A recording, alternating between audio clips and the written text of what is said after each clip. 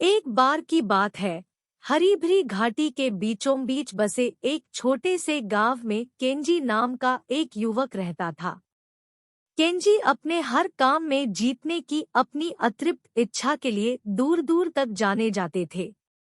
वह स्वभाव से प्रतिस्पर्धी थे और मानते थे कि जीतना ही सफलता और खुशी का एकमात्र रास्ता है। उन्होंने अपने आत्ममूल्य को अपने जीवन में प्राप्त की जा सकने वाली जीतों की संख्या से मापा। सफलता की इस निरंतर खोज ने उन्हें काफी चिंतित और असंतुष्ट व्यक्ति बना दिया। पूरा वीडियो देखें, कृपया हमारे चैनल को सब्सक्राइब करना न भूलें। एक दिन केंजी ने एक प्रसिद्ध ज़ेन गुरु के बारे में सुना जो पास के मठ में रहते थे। ज़ेन मास्टर अपनी बुद्धिमत्ता और उनसे मार्गदर्शन चाहने वालों के लिए शांति और स्पष्टता लाने की क्षमता के लिए जाने जाते थे। उत्सुक होकर केंजी ने गुरु से जीवन में जीतने का रहस्य सीखने की आशा में मठ का दौरा करने का फैसला किया। जैसे ही वह मठ में पहुंचे, केंजी का वहां के शांत वातावरण और शांतिपूर्ण वातावरण ने स्वागत किया। ज़ेन मास्टर, एक बुद्धिमान और बुजुर्ग व्यक्ति ने गर्मजोशी भरी मुस्कान के साथ उनका स्वागत किया और उन्हें बैठने के लिए आमंत्रित किया। केंजी ने बिना समय बर्बाद किए मास्टर से पूछा, मास्टर, मैं जीवन में कैसे जीत सकता हूँ? मैंने हमेशा माना है कि सफलता और खुशी जीतने से आती है और मैं इसे हासिल करने के लिए आपका मार्गदर्शन चाहता हूँ। ज़ेन मास्टर ने सोच समझकर सिर हिलाया और कहा, मेरे बेटे, मैं तुम्हारी इच्छा को समझता हूँ, लेकिन तुम्हें पहले यह समझना होगा कि जीवन में जीतने का वास्तव में क्या मतलब है। जीतना हमेशा दूसरों को हराने के बारे में नहीं है, यह अपने भीतर शांति खोजने, गहराई से विकसित करने के बारे में है, संतुष्टि की भावना और अपने आसपास की दुनिया के साथ सद्भाव में रहना। मास्टर के जवाब से थोड़ा हैरान होकर केंजी ने पूछा, लेकिन मास्टर, मैं अपने भीतर शांति और संतुष्टि कैसे पा सकता हूँ? जीवन में जीतने के लिए मुझे क्या करने की आवश्यकता है? मास्टर ने केंजी की आंखों में गहराई से देखा और कहा, जीवन में जीतने के लिए आपको लगातार प्रतिस्पर्धा करने और दूसरों से अपनी तुलना करने की जरूरत को छोड़ना सीखना होगा। सच्ची जीत अपना रास्ता खोजने और ईमानदारी और समर्पण के साथ उसका पालन करने में निहित है। यह खुद का सर्वश्रेष्ठ संस्करण होने के बारे में है, किसी और के बारे में नहीं। केंजी को निराशा और जिज्ञासा का मिश्रण महसूस हुआ। उसने पूछा, लेकिन इसका मतलब क्या है, मास्टर? मैं अपना सर्वश्रेष्ठ संस्करण कैसे बन सकता हूँ? ज़ेन मास्टर ने मुस्कुराते हुए उत्तर दिया, यह आत्मजागरूकता और आत्मस्वीकृति से शुरू होता है। अपनी ताकत और कमजोरियों को समझें और उन्हें बिना निर्णय के स्वीकार करें। अपनी विशिष्टता को अपनाएं और पहचानें कि जीवन में हर किसी की अपनी यात्रा है। जब आप ऐसा कर सकते हैं, आप जो है उसमें शांति रखें, आप पाएंगे कि आपने पहले ही एक महत्वपूर्ण लड़ाई जीत ली है। केंजी ने मास्टर की बातों पर विचार करना शुरू किया।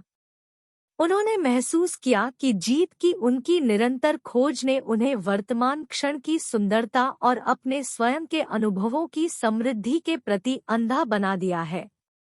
वह अंतिम रेखा तक पहुंचने पर इतना केंद्रित था कि वह यात्रा का आनंद लेने से चूक गया था।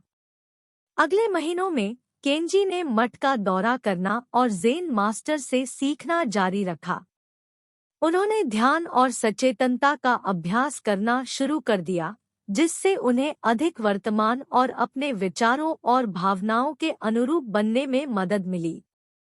जैसे जैसे वह अपनी आंतरिक दुनिया में गहराई से उतरता गया, वह जीवन में सरल चीजों की सराहना करने लगा। एक खिलते हुए फूल की सुंदरता, उसके चेहरे पर सूरज की गर्मी और खेलते हुए बच्चों की हंसी। धीरे धीरे जीवन में जीत के प्रति केंजी का नजरिया बदलने लगा। उन्होंने महसूस किया कि जीत का असली सार दूसरों को हराने में नहीं बल्कि अपने डर और असुरक्षाओं पर विजय पाने में है।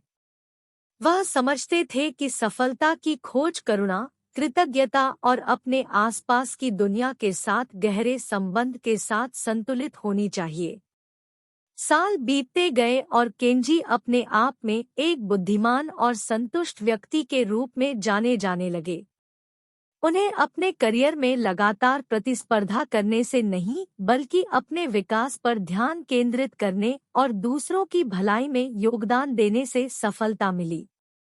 उन्होंने पाया था कि सच्ची जीत जीत की संख्या से नहीं बल्कि किसी की आंतरिक शांति की गहराई और सकारात्मकता और दयालुता फैलाने की क्षमता से मापी जाती है। केंजी की कहानी एक अनुस्मारक के रूप में कार्य करती है कि जीवन की यात्रा जीतने की दौड़ नहीं है बल्कि जागरूकता और अनुग्रह के साथ चलने का मार्ग है।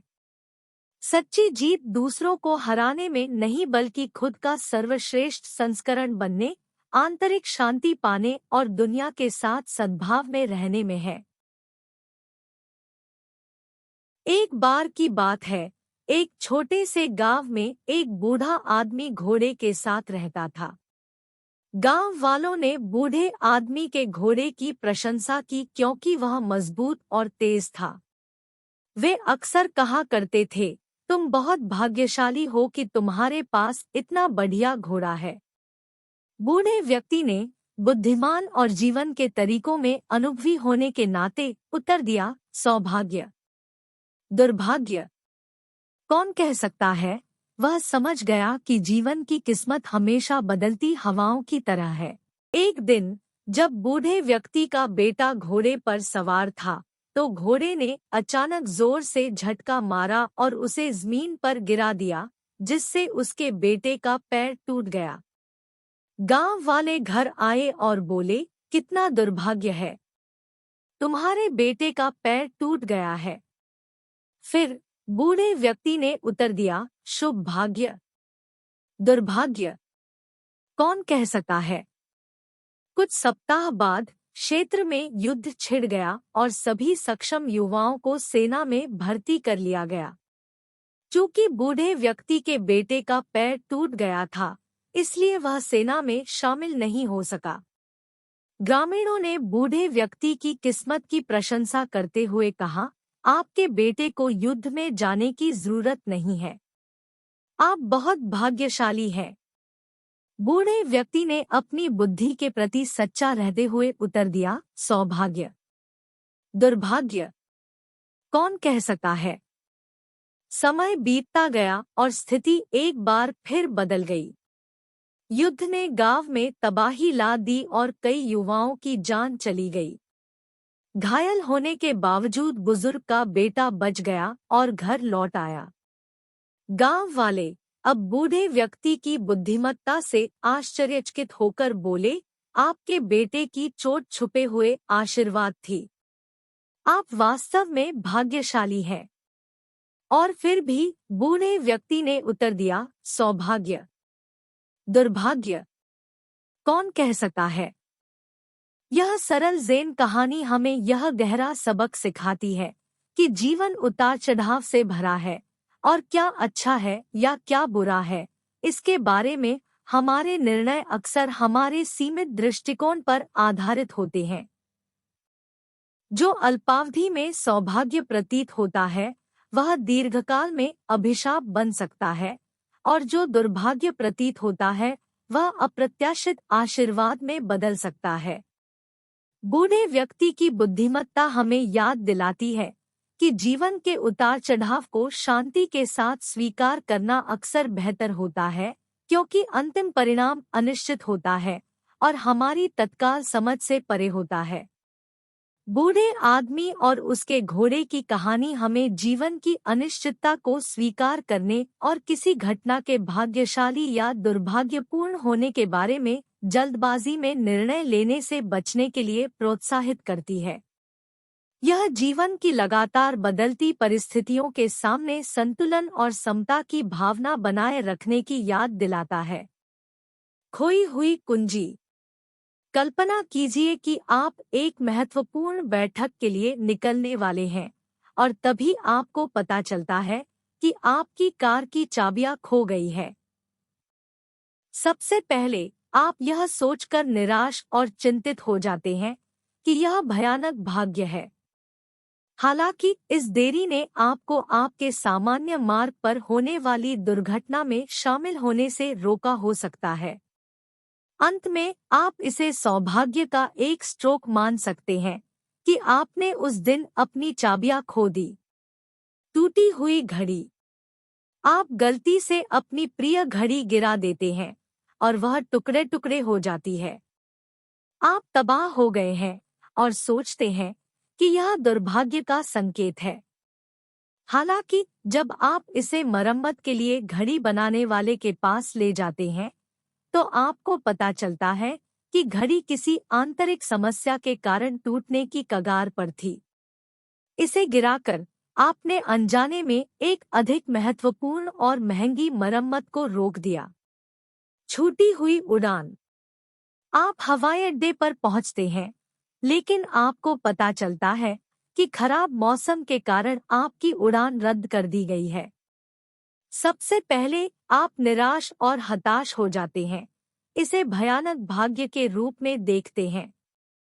हालांकि रद्द की गई उड़ान आपको ऐसे विमान में बैठने से रोकती है जो गंभीर अशांति का अनुभव करता है और आपको बाद में उस कष्टदायक यात्रा के बारे में पता चलता है जिसे अन्य यात्रियों ने सहन किया था।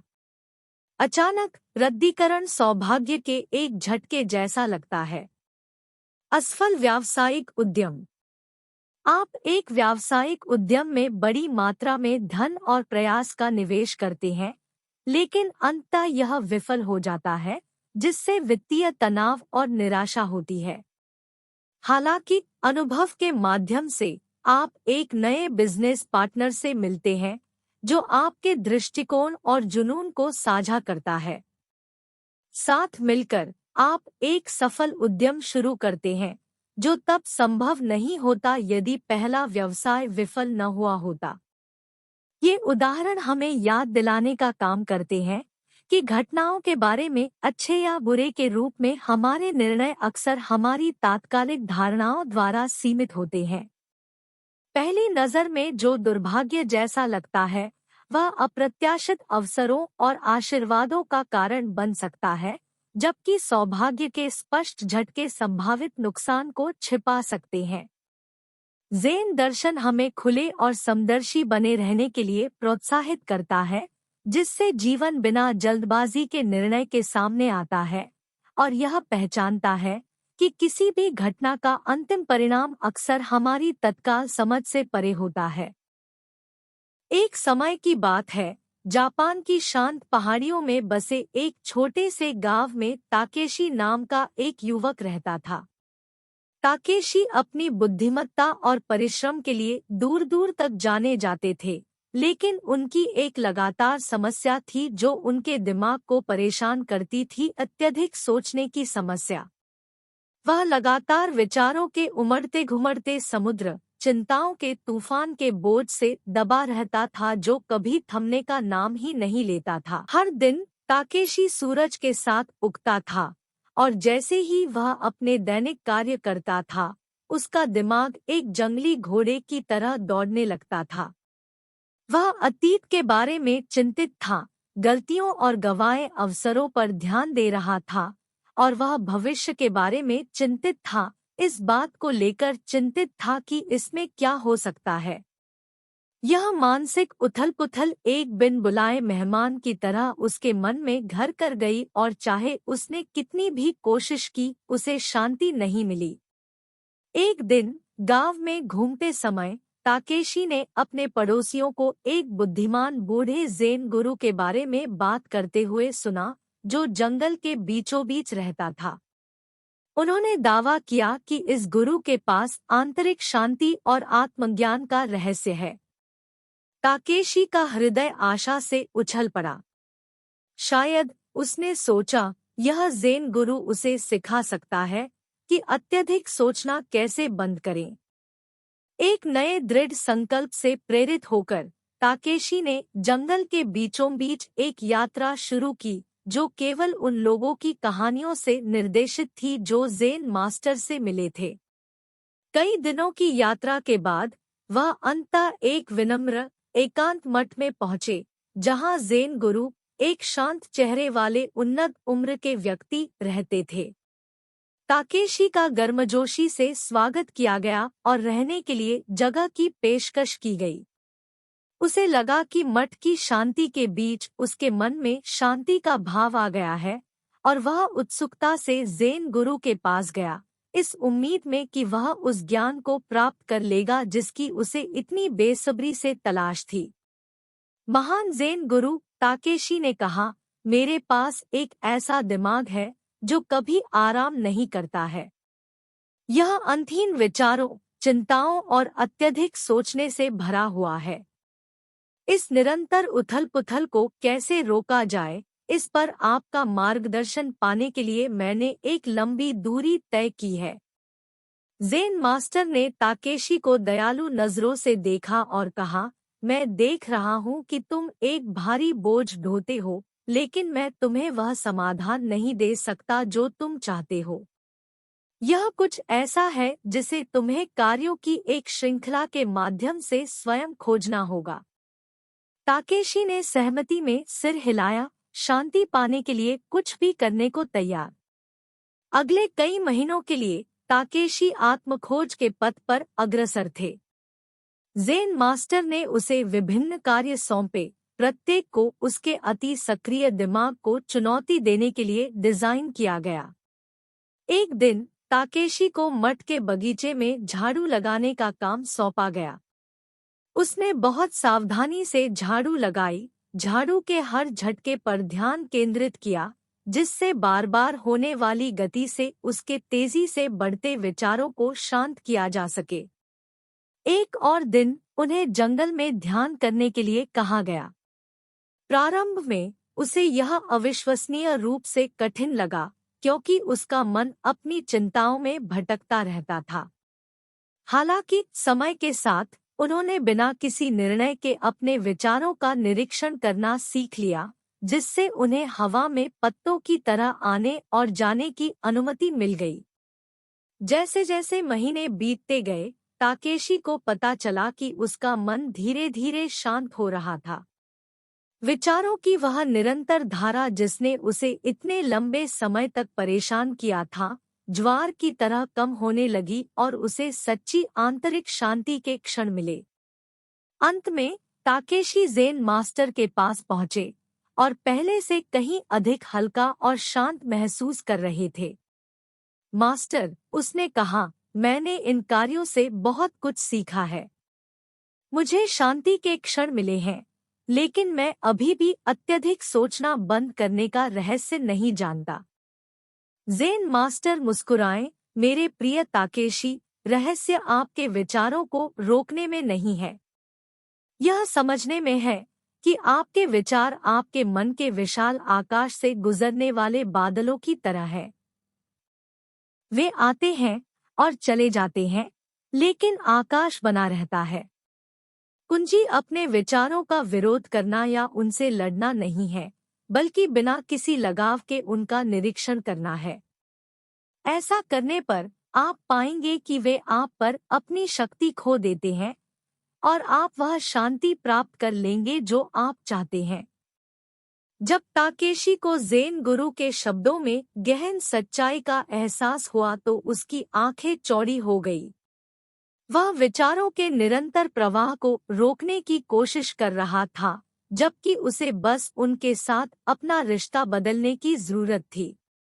समय के साथ ताकेशी ने सचेतनता और ध्यान का अभ्यास जारी रखा और वह अपने गांव में ज्ञान और शांति का स्रोत बन गया। उनका ज्यादा सोचना अब एक बोझ नहीं बल्कि एक शिक्षक बन गया था, जो उन्हें बिना आसक्ति के निरीक्षण करने और मन की निरंतर चलती धाराओं के भीतर शांति खोजने की याद दिलाता था। और इसलिए ज्यादा सोचने से रोकने की ताकेशी की यात्रा अपने आप में एक सबक बन गई, जिसने उन्हें सिखाया कि सच्ची आंतरिक शांति मन को दबाने में नहीं बल्कि उसकी प्रकृति को समझने और अपनाने में है, जैसे नदी की उथल-पुथल भरी सतह के नीचे शांत पानी।